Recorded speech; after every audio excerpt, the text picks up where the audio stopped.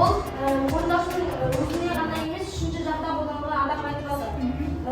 Берілген сөздерде қажетті жұрнақ арқылы өзгені бекіс жасап жазыңдар. Оқы, ал, өшір. Оқыға біз оқытқыз деп жаздық. Алға алғыз, өшірге өшіргіз.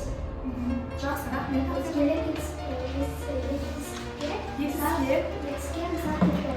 Айтқызбай, қартқызбай.